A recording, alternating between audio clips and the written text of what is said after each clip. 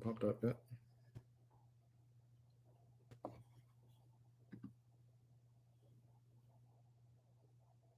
Ryan Miller says hello. Hello, Ryan Miller, Stanley Gap aid station captain. How come I can't see it? Mariah!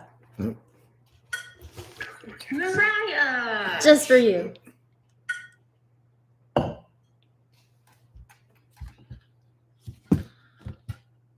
That's the...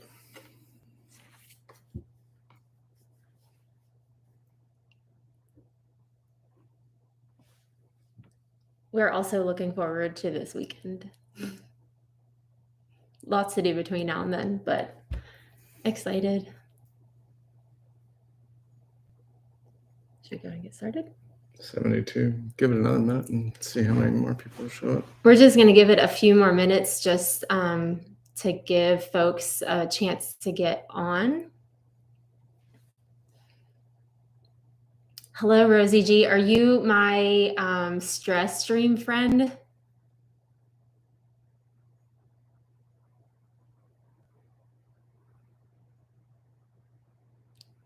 Awesome. Hopefully no more of those for either of us between now and this weekend.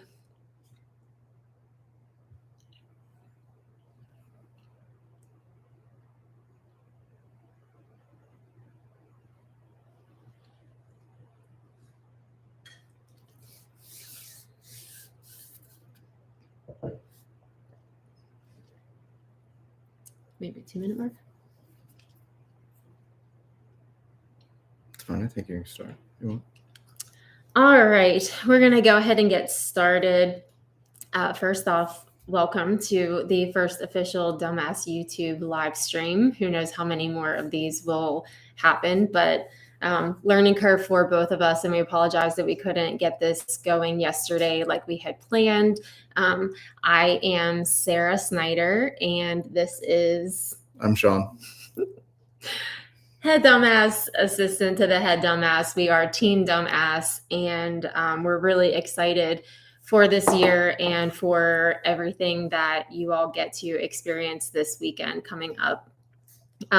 We did send the runner's manual out via email to your Ultra sign up email addresses, and it is also linked on the dumbassevents.com website for the 50 miler and the 100 miler. You can download it from the link on the website. So we're not going to go over everything in the manual. There's a lot in there, but we're also available to field questions throughout the video this evening as well. The main thing is we want you all to show up and have a good time. Be nice to the volunteers, be nice to the other runners. Don't litter, don't be an asshole. Pretty simple and basic stuff, but really just enjoy yourself and enjoy the extremely painful experience that you all are coming to Blue Ridge and Blairsville to do this weekend. So couple things that we did want to make sure that we touched on is first, camping.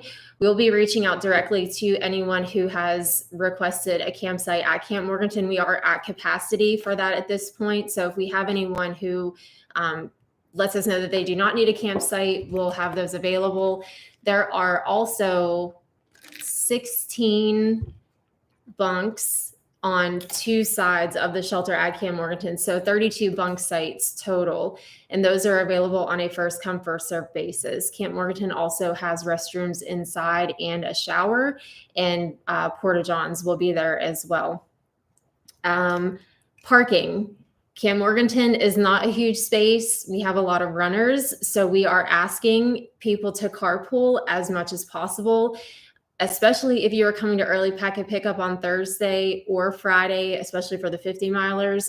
Come to the race start, one car per runner, or if multiple runners can ride together to the start, that's just going to make everything a lot easier for everyone getting in and out of there. It's a very narrow 1-lane road once you turn off of Snake Nation to get into Camp Morganton. Parking is going to be tight. Turning around and getting out is going to be tight. Runners are going to be running on Snake Nation after the start. So just be prepared to sit and wait after the start, and also just consolidate and carpool, if you will, please. And thank you. On course, we are going to have Trail Sisters specific totes at each aid station. This is our first official Trail Sisters event. We're really excited to be able to be part of that organization and be an advocate for women in trail running. So keep an eye out for those for the ladies. Course marking. We've got brand new flags with Poor Decisions Make for Better Stories on it, as well as the website, and reflective flagging will be hand stapled by us on all of them to help with night running. If you're confused, just follow the flagging. The flagging will be on your right everywhere. If you see wrong way signs, turn around and go back to where you see flagging on your right last, and then continue on. We are loved by runners for how well we mark the courses and hated by sweeps for how well we mark the courses. So just follow the flagging and don't second guess or question anything once you get out there and get going. Along those same lines, the bib punch that will be on the Flat Creek Loop and at Poor Decisions only for the 100 milers, that will be impossible to miss. There will be reflective orienteering flagging with the bib punches on the Flat Creek Loop where you need to stop and do that bib punch. It does not matter which bib punch you use. Just make sure that it is fully pressed through on your bib. 100 milers. This is what your bib is going to look like. You will see there are spots at the bottom for Flat Creek Loop 1, Poor Decisions, and Flat Creek Loop 2. When you get back from your Flat Creek Loop the first time, the Deep Gap aid station, captained by the most amazing Alex Anaya, will validate that you completed that loop. If you fail to punch your bib on that loop, you will be sent back out to record that before you're able to continue on to Stanley on the way out. Same thing with Poor Decisions. When you get to Wolf Creek, which is your official turnaround halfway point aid station, you will continue past the Wolf Creek aid station, go to Poor Decisions, punch your bib, and when you get back to Wolf Creek, they will validate that for you before they allow you to continue back to Fire Pit. If you do not do this out and back, you will be sent back out to do it and to get your bib punch before you can continue back to Fire Pit. And then the bibs already assigned? Yes, we will be sending a link out with the bib and chip assignments after this video with a link for the video for anyone who's unable to watch the live stream. We're going to get to that in just a minute in the rest of the meeting. So Flat Creek Loop, second time, punch the bib. When you get back to deep, they'll validate it for you, and then you will be 2.7 miles from the finish. 50 milers, you only have one that you have to do. So after you do the pointless out and back at Weaver Creek and you are headed to Deep Gap, you'll check in at Deep Gap and they will send you out to do the Flat Creek Loop where you will do your bib punch. And then when you get back to deep, they will validate that bib punch for you before they send you 2.7 miles to the finish line. Along those same lines, we have waterproof, even though we are rain dancing our way to Friday and Saturday and hoping for no rain. We have these fancy little waterproof cards that have your cutoffs and your mileage and which aid stations are crew access, which aid stations are drop bags, and for the 100 milers, which aid stations pacers are allowed to jump on course with you. It also has our Sean and my both phone numbers on here. Use sparingly and only in emergency situations. Please don't call us on course because you're hungry and want a cheeseburger, because we do not do Uber Eats in the mountains. Along those same lines, these cards have your cutoff times, time of day and which day. These are hard cutoffs. Do not show up at an aid station after cutoff and throw a fit at the volunteers asking to go on. We will have sweeps going to pull flagging at these cutoff times and pulling everything from course. So you will have no way to follow your way back. It slows down aid stations closing further along the course and puts volunteers who have already been out there for a long time out there even longer. Just don't do it. Back to the bibs. So your bibs will have chips on the back of them for live tracking. Because we are in the national forest. We have very spotty cell signal. Your bib needs to be on the front of your person, and it needs to read this direction. You can't turn it sideways. It affects the RFID reader, and it gives a really high chance of the mat not catching your crossings. So we'll be checking everyone at the start of the 50 and the 100 miler to make sure that it is on the front of you and on the outside, and it is facing this direction. You can fold it down if you want, but make sure you don't fold it down to where you can't get to these bib punches, because that's going to be a pain in the ass when you get there to have to undo that. So just be mindful of that.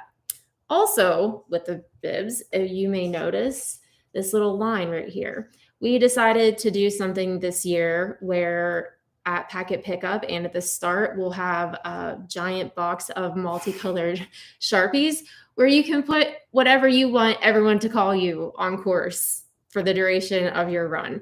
If it's your first official name, great. If it's a nickname, great. If it's a trail name, great. If it's whatever you want to be called, we're good with it. So we just thought we would do something a little fun and give everyone a chance to personalize their bibs a little bit. So keep an eye out for the Sharpies where you can, for the 50 and for the 100, put down whatever you want people to call you while you're out there.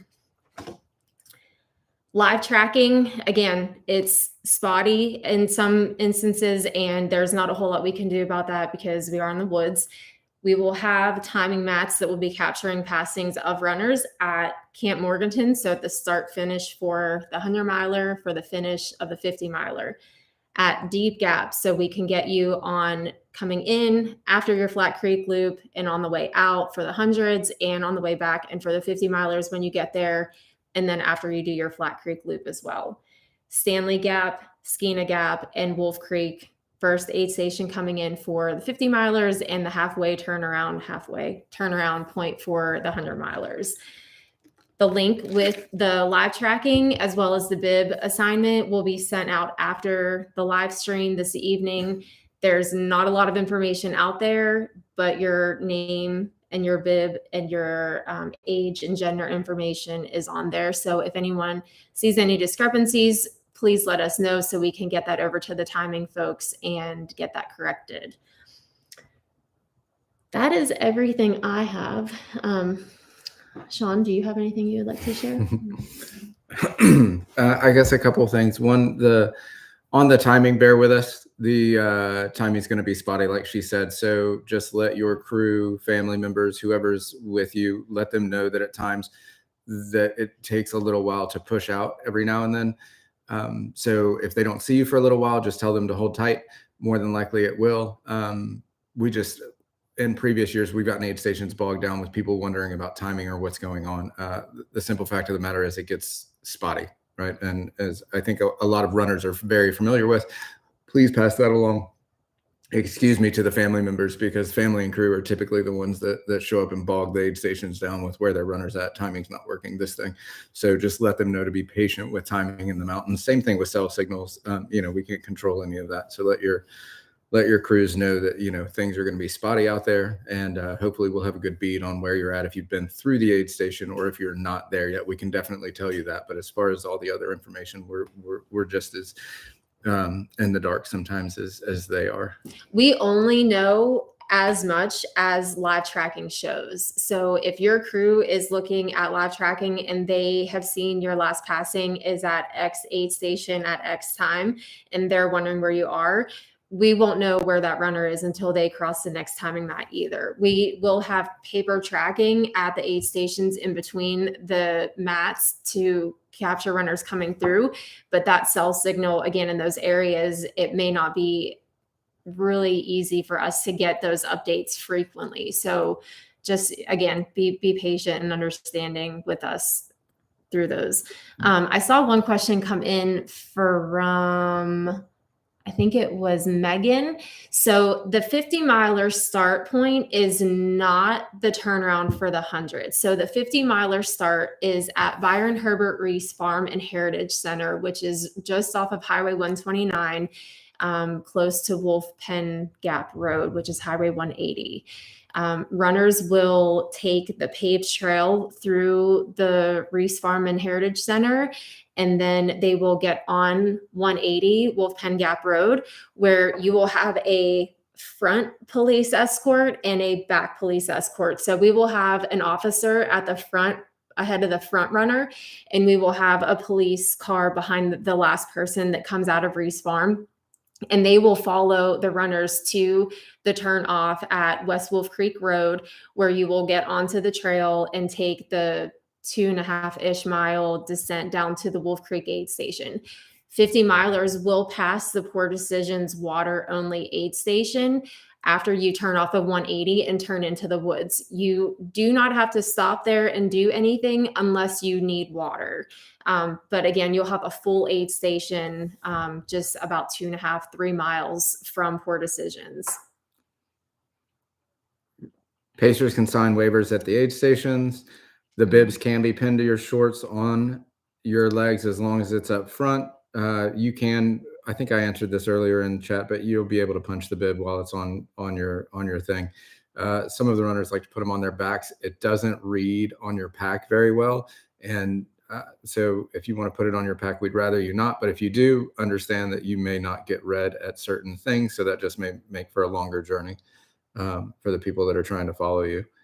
Required gear for the 100. Does it all have to be on your person? It can be in your drop bag. So 100 milers, you do not need to carry a headlamp with you from your start at noon. You can have that in your drop bag at Will Scott or at Wolf Creek. We would highly recommend, for those of you that are unsure, I mean, shit happens. You might want that lamp. It's hard that Will Scott may come a little bit later than you like, but you don't have to have any of that stuff on you. You can have it in the drop bags. You can get a shuttle pass. You can get a shuttle pass at the packet pickup Thursday or Friday and Saturday morning. That's fine to do that. So as far as the overnight for the 100-mile start, yes, but look, so here's the deal with parking, camping, and just the general chaos that's going to happen this year. This being the first year that we've turned this thing around, because I'm pretty sure everybody's familiar with the reasons of why. We're happy that it is the 10th year because it is going back to the roots. This was the original direction of the race. So that's kind of cool for us. And it will ultimately probably be the direction from now on. However, we have a couple of things in place that we were going to try for next year. We weren't able to get on board for this year, like parking and a few other things. So please bear with us, right? Camping's going to be tight. Parking's going to be tight. Just be cognizant of when you come into Morganton, you're going to be, we're hopefully going to have parking spaces marked off. But if you're going to leave something overnight, maybe let's get you in somewhere to a corner to where you're not going to be blocking anybody in, to where you're just going to be parked there, especially if you're a 100-miler. You're going to be there from somewhere between 24 and 48 hours. So let's just, if we all can be cognizant that it's going to be difficult and it's going to be tight. And like someone mentioned, at some point, we're going to have 2 tour buses coming into Morganton to turn around. And these guys are, I mean, they're great drivers, and they've turned around in some pretty heavy traffic over there as well. But again, just be cognizant of everything. This is our first year. One solo without Josh and Lee, which we're extremely grateful for, but also a little nervous for. Terrified. We're actually terrified. But it is the first year for the course this way. I think it's going to be an awesome course going this way. And then the 50 milers, we were able to add a little bit of elevation and a couple miles to it, which is always a plus for us. A couple more of the questions are going to be drop bags. How many drop bags in total? 2 drop bag spots. So those will be, well, for the 100 milers, your drop bag spots will be at Will Scott and at Wolf Creek. For the 50 milers, yours will be at Will Scott. Can you pay for the shuttle during registration and yes, packet pickup? Yes, you can purchase a shuttle pass at packet pickup Thursday and Friday and Saturday. So for app 1873, it's probably going to be hot depending on where you're coming from. It might be really hot. It's amazing how hot it gets in May up here. It's looking like mid 70s during the day right now. Occasional chance of afternoon pop-up showers. Electrolytes. We have tailwind on course. Orange, water on course. non-caffeinated tailwind. And we will have salt. We will also have pickles and pickle juice. Some of the aid stations will have literal gallon jugs of pickle juice. That's new for us this year, but we did find that. So yes, we'll have limited ice, Matt, at the aid stations, depending on when you're coming through, depending on how hot it is, obviously. We have 1,200 pounds of ice on order. Do you have a physician on course? No. Don't be fooled. The ribbons don't get chilly at night. Ryan's right. So the biggest thing about this race, in my personal experience, running it, it was freezing on top of Coosa when I finally made it to Coosa for the 50. And I about melted during the day at some point because it was so hot. It looks like it's going to be hopefully a nice year without any rain. So that means it will be a little hot. So we'll have as much ice as I mean, you guys use on course. You guys are amazing. Everything's so organized. Thank you. Thank you for the support. You're very welcome for all the hard work put in. Ryan, thank you. Can I pick my packet up Saturday morning to serve 50 miles? Yes. So if you purchase a shuttle pass, your packet, well, how did we figure that out? What do you mean? Yeah, we're gonna have packets for the people that aren't on the buses. So everybody that's purchased a bus ticket that will be coming to Morganton to take a bus to Byron Reese Farms, your packets will be picked up at Morganton. Yes. For everyone coming to or being dropped off at Byron Reese Farm. Now look, after Byron Reese Farm, we're out of there at 9. I think 9 a.m. is, we have an 8 a.m. start. We're going to be gone by 9 a.m. or 9:30, I think. So there's no, that was the nice thing about Vogel is you could kind of hang out and there was stuff to do at Vogel. Byron Reese Farms, unfortunately, is a wonderful location for us, but not a great spot for you guys. However, Vogel is a mile up the road.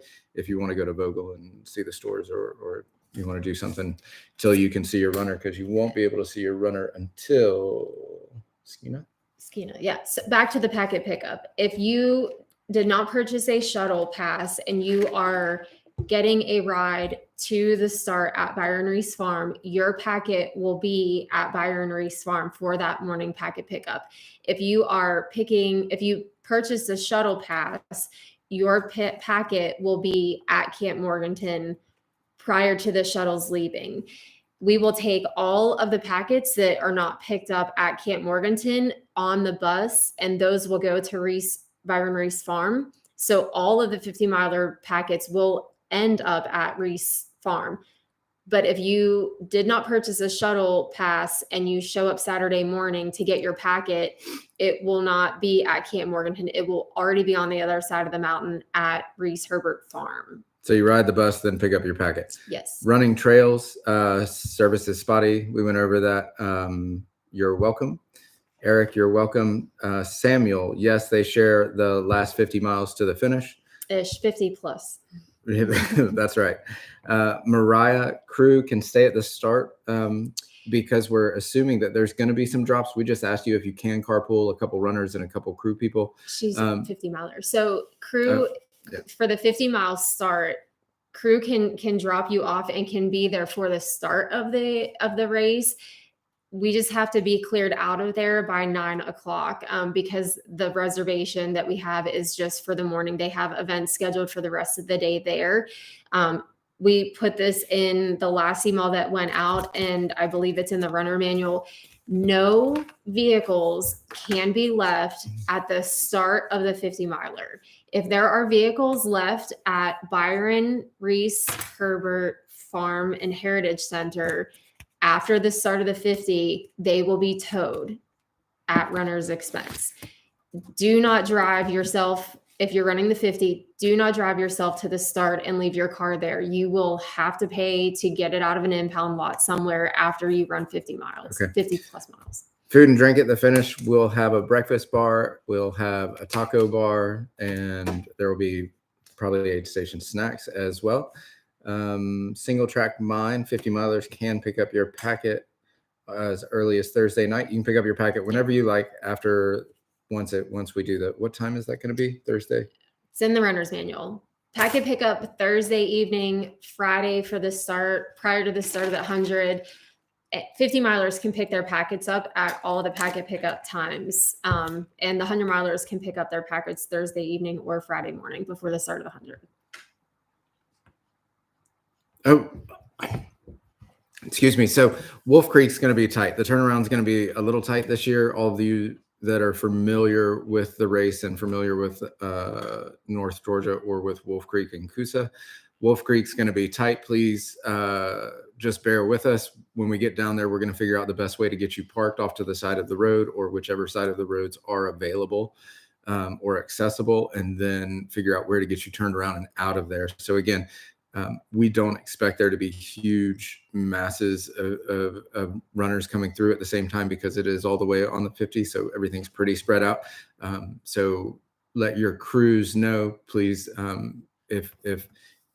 please don't show up 5 hours before your runner's coming. Please try and show up, I mean, we totally get like, hey, there's an hour or 2 hour window, but don't show up 5 hours before your runner's going to be there, because that really, that can cause problems for the front runners crew, and for everyone's crew, for those that are lingering after as well. Use the pace calculator if your runner comes into a crew access aid station and they're about to hit a section of the DRT where they know it's going to take them a long time.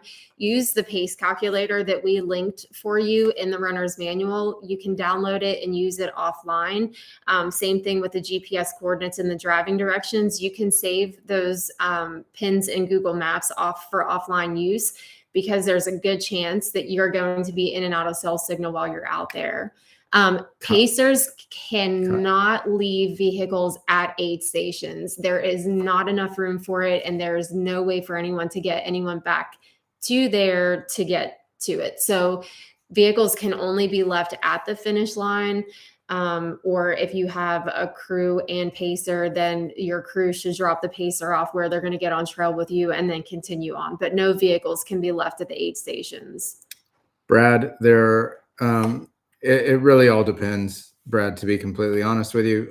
More than likely for you guys, if it's hot, we might run out of ice. Pickle juice is a commodity typically later in the race, but otherwise we try and stock everything so that everybody has the same available snacks as everybody else does. We're sponsored by Tailwind, so you'll have, like Sarah said, the non-caffeinated orange Tailwind at every aid station, water, of course, and then various different snacks. And then sometimes the aid station volunteers will bring their own specialties as well.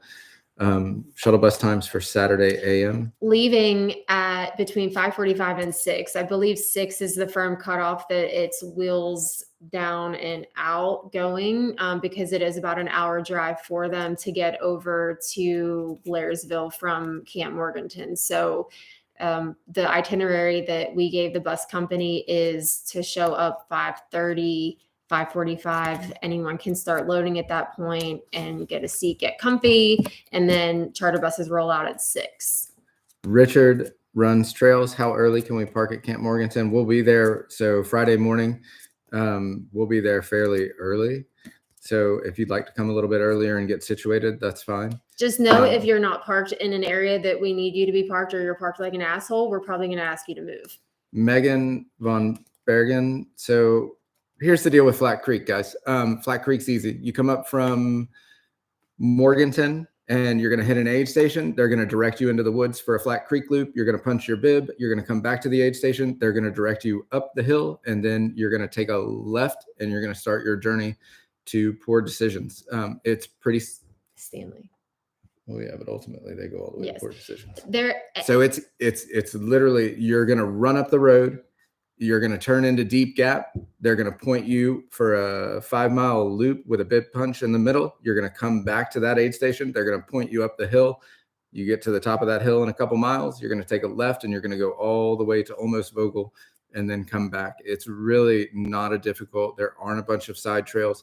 We mark extremely. And we put wrong way anywhere there are intersections. We put wrong way signs Major on the other intersections. trails, like at the top of Rhodes Mountain, different places like that.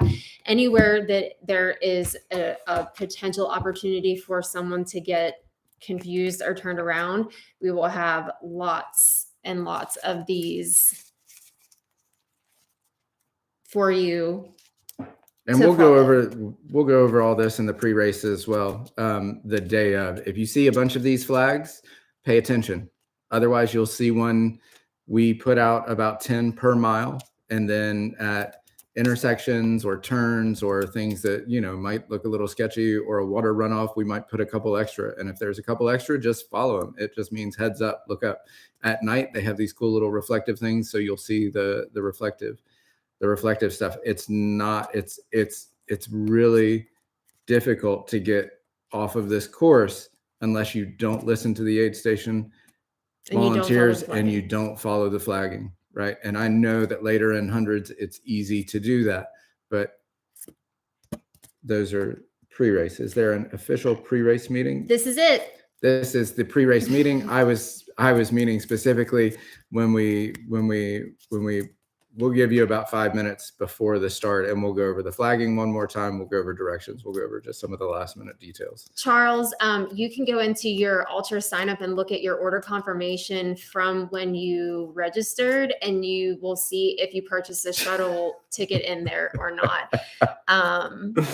No, you can buy whatever. If you find a store, which there is a store and there's a restaurant. If you stop at that restaurant and get a full service meal, we could care less. We actually encourage it, and they typically look for runners this weekend. They always know that y'all are going to be coming through, so you are welcome to. What you are not welcome to is to have aid from your crew anywhere other than crew access aid stations. That absolutely 100% no. But if you want to hit that restaurant on right before you hit the Shallowford Bridge, go for it. That's right. So look, here's the deal. If you run out of water and you're on the road and some stranger is nice enough to give you a bottle of water, awesome. Your crew gives you water or anything on the road, that's an automatic disqualification. That's just the way that it is. The loops are a bit confusing. So the loops, we understand on paper the loops are confusing. There's not a bunch of loops. There's literally one. You're going to run up the hill. You're going to do your loop. Then you're going to run up the other hill. There is an aid station at this particular loop. So you'll come into the aid station. They will point you for the loop. You'll come back to the aid station and they'll point you up the hill. You'll come back for 100 milers. On the way back, you're going to run into that aid station again. They're going to send you out for a loop. You're going to punch the bib again. You're going to come back, and then they're going to send you home. Easy. Please don't overthink this. Again, follow the flags, listen to the aid stations. If an aid DQ or Dairy Queen. So there's a cool little restaurant on the river by Shallowford Bridge Road that I actually stopped and got ice at one year. There's one on either side of the road. Mm-hmm. Yeah. So the 50, I think I stopped and got ice. And then Megan, your crew can give you any aid at crew access aid stations. They cannot crew you or provide aid outside of those crew access aid stations. Matt, there are a couple streams. There are a couple places to filter. Not very. It's not a water heavy course though. No. So I would carry a filter, but I typically used to. So there's a couple places you can filter, but I wouldn't rely on filtering water all the time. The runner's manual has for the 50 and the 100. It has there's a page in there with crew access aid stations that has the coordinates and pins for the GPS coordinates. Kristen, I'm not sure, but I believe the answer to your question may be in the runner's manual. That's what I was just talking about. No. I'll double check the links in the guide and make sure that those are working. But yes, I'll make sure that that's working, and then we can reply in the comments too with links to anything that's not working. Oh, they worked for me the other day. Oh, thanks, Caitlin. Oh, and hey, Cheryl Stoic, Jason Martin, GPX 50-mile just fun runner, mango lover. Good to see you out Oh, here. he's on the. I love it. That's funny. Does anyone else have any questions? Anything we didn't cover?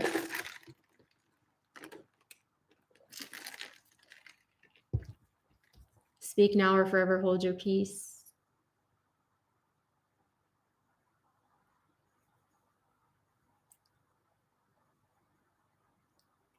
All right. Oh, yep. Welcome.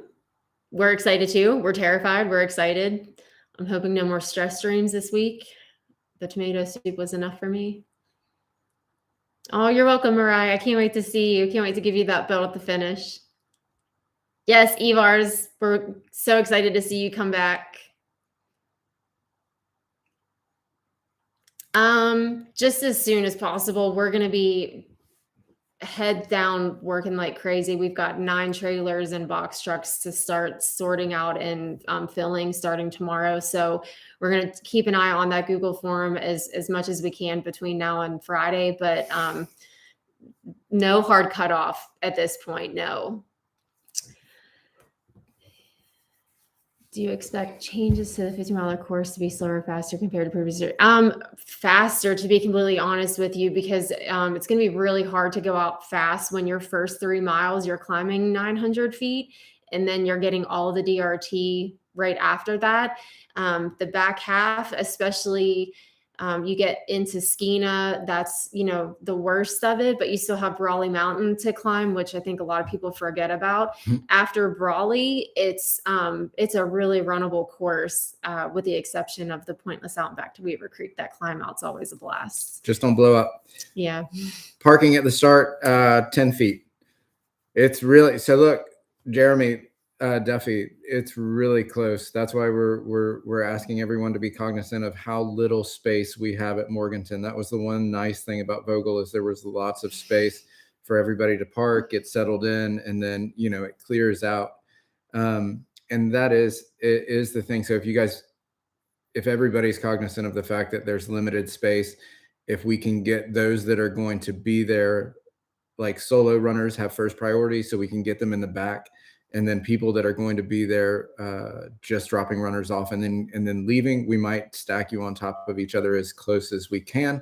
And then, like Sarah said, there's going to be, so with the other thing with this start is we used to send them right into the woods at Vogel, right? So runners are gone, you're out on the road as quick as you can be to do whatever. This particular start is 2.7 miles to trail. Mm-hmm. So there are going to be a lot of runners on course. How many in the 150 was another question. So for the 100-mile start, there will be, I think we're down to like 194 currently starting the 100, and the 50-miler we're at 146. So essentially we've got 200 people that are going to be from Morganton, the 2.7 miles from Morganton to Deep Gap.